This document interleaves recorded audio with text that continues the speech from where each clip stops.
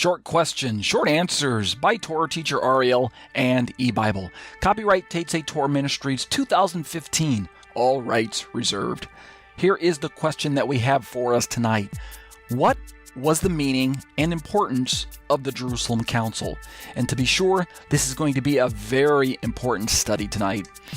The issue before the council in Acts 15 primarily addressed the question of how Gentile Christians were to be included and recognized alongside their Jewish counterparts in Remnant Israel. Believe it or not, in my understanding, that's the primary issue. The reason the answer was not obvious to the Jewish apostles is because of the long-standing theology among Jews that Israel was comprised of Jewish people exclusively.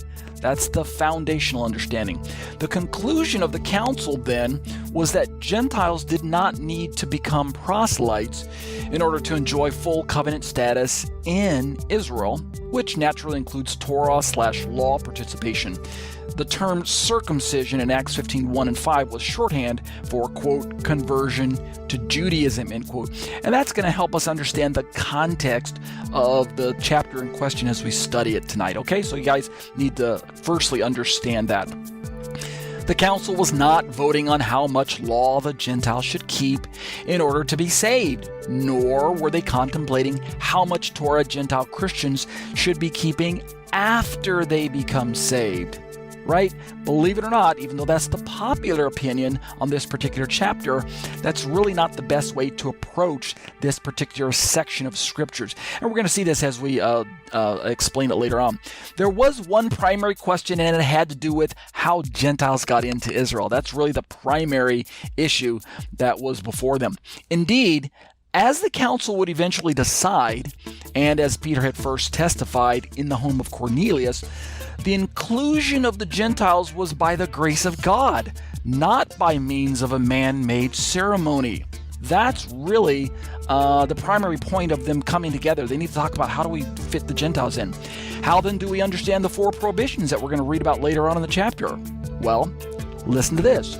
In order to assure their acceptance into the newly emerging Messianic communities, the Gentiles were to make a decisive break with the pagan temple and its idolatry, which would involve ridding themselves of any of the pagan customs that mark that idolatrous form of worship. That's really, in my experience, the better way to understand the 4 prohibitions and how they would have been understood by the Gentiles. These 4 prohibitions are not a short list of how many commandments Gentiles must keep. Please understand that. As already pointed out, it was a list designed to promote peace within the Messianic communities. And based on this data, it's imperative then that we understand this central biblical truth. The bringing near of the Gentile believers was not affected through negating the Torah, that is, doing away with circumcision, etc. Right? It wasn't done that way, but through overcoming the rabbinic teaching that required Gentiles to, quote, become Jews, end quote, through becoming proselytes in order to be received into the covenant people of Israel. That was the barrier that they had to cross over, that they had to overcome, that they had to do away with. The gospel message of the apostles proclaimed that, like Abraham of old, covenant membership was based upon faith, not upon the flesh, that is, not upon ethnic status like the Jewish leaders of the first century were teaching. This is such a big issue that we need to work through.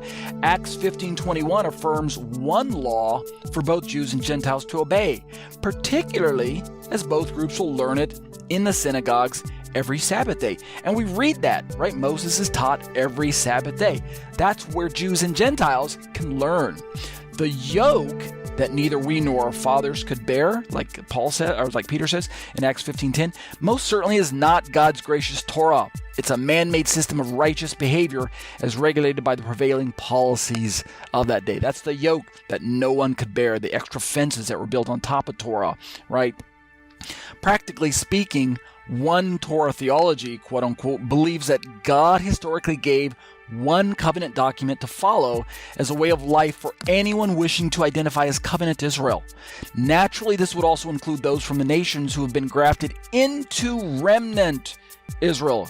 Understand what I mean? The Torah is for Israel. This includes natural as well as remnant Israelites. And that's so important for us. Instead of purporting that the New Testament is for Gentile Christians and that the Torah was or is for Jews only, one law commits both Jews and Gentiles in Yeshua as children of faithful Abraham to follow after the Torah of Moses while retaining our distinctive ethnicities as Jews and Gentiles together in the body of Messiah. I don't think there's a more clear way to say that. Messianic Bible teacher Tim Haig's thoughts are fitting for our conclusion tonight. The mystery of the inclusion of the Gentiles into the covenant people of God was not that the Gentiles would in fact be included, right? For this was actually known since the beginning, read Genesis 12:3, etc. But the manner in which they would be included, namely, not as proselytes, but as fellow heirs and not as a separate group unto themselves. This was the mystery of the gospel, right? That the Gentiles would be blessed with the covenant blessings and that they should worship the one God of Israel was fully spoken of by the prophets. So Israel should have been prepared. They knew that the Gentiles were coming in, but they just didn't know how they would get in. So they created a man-made policy known as the proselyte ceremony, and that was their answer to bringing the Gentiles in. But the exact method, i.e. through the giving of the Spirit who would graft them in, this was only revealed in the apostolic era, at least in its fullness. That was why they were so confused as Jewish leaders. Why are these Gentiles coming to God as Gentiles? You know, what's going on? So that's how we're going to help better understand the passage. Even Peter himself was amazed that the Spirit was given to the Gentiles in the same manner as he was given to the Jewish believers in Acts 11:15, right? Go back and read Acts 10 and 11 together and keep that in mind as you're reading through Acts 15 that Peter's already gone through that experience. Check out my podcasts, which are available on iTunes. You can search for me in the store under the search term Ariel Hanavi. But if you prefer to watch your theology, check out my YouTube channel, subscribe to my YouTube channel, and click the bell for notifications. New content is added weekly or even daily.